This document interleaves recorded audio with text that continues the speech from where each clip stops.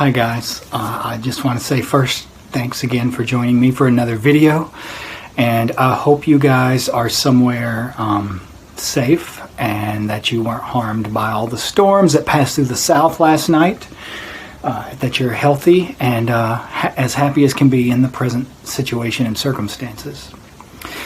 What I wanted to share with you today is a very, very basic and easy to do meditation. First off, this is a meditation based on alchemical principles, alchemy.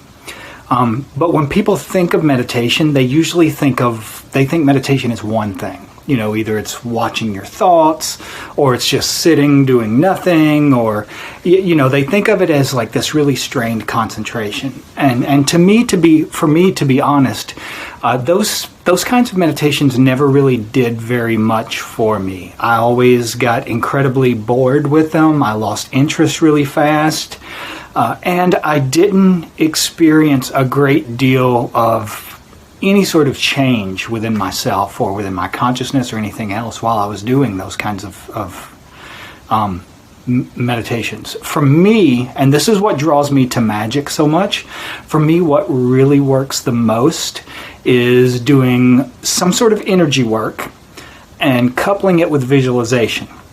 So this meditation uses visualization and energy work as well as our breath. So it's really dynamic. It's not just sitting there and concentrating on nothing. What this models internally, there are 7 stages in the alchemical process. Whenever you are taking something, whether it's an herb or whether it's a stone or whether it's a metal, and you're putting it through the process of alchemy where you are purifying it. With every stage, what you're seeking to do is rid it of more and more impurities, all the way until you get up to the phase called distillation. In the distillation phase, what you are doing is taking let me back up for a second. You start off with calcination. In calcination, what you're doing is using fire to reduce, let's say you're using an herb of some sort. You use fire to reduce the herb down to its purest essential salts. And that will be a very fine, powdery white ash. There will be nothing left in it but ash. And this is called the essential salts. What you've done is remove a great deal of the impurities, the initial impurities from the herb. You take this salt and then you put it in some sort of fluid for at least what they call an alchemical month, which is 40 days, sometimes longer. It depends on what sort of fluid you're using and what process you're putting it through. But you take that essential salts and you put it in water. And for the next 40 days, you do invocations for whatever planetary energy that you're working with. Say it's an herb that corresponds to Venus. Then for the next 40 days, you would do invocations of the energy of Venus and pull in as much of that energy as you possibly can and then push it into the product that you're working with, the water and the salts. Over a period of about 40 days, what happens is the fluid draws even more of the essence out of the salts.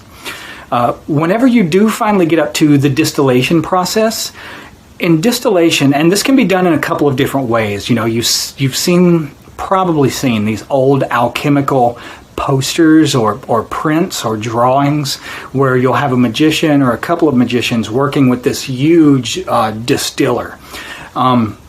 When you're distilling something, what you're doing, and you don't need one of these big fancy things when you're doing this. You can also do it with just a pot with a top on top of the stove.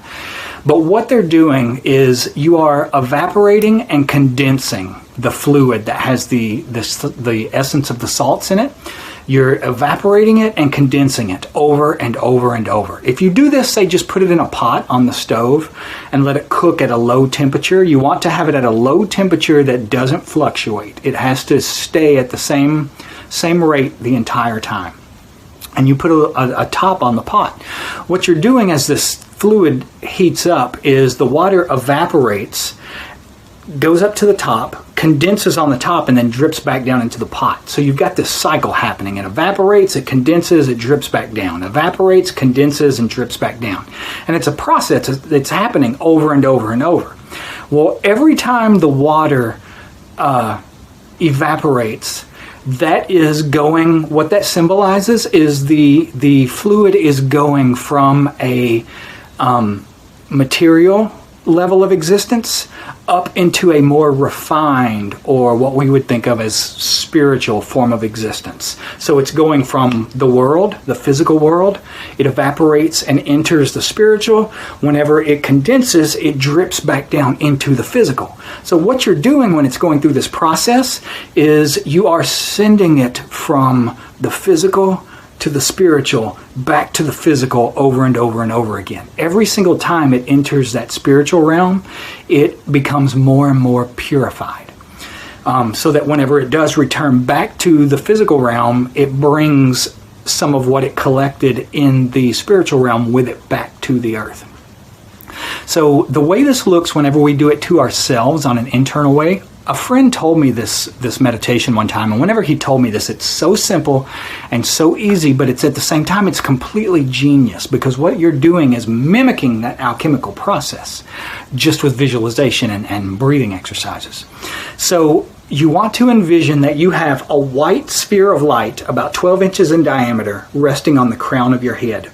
Just envision it being so brilliant, bright white that you can't even look into it. It's blindingly bright white. And you just inhale a few times, and every time you inhale, you see it glowing brighter and brighter and brighter. Next, you envision the exact same thing, only black, a black sphere of light at your feet. And you can do this either standing straight up with your arms at your sides, or you can do it laying flat down on the ground. You've got a black sphere of light at your feet and a white sphere of light at your head.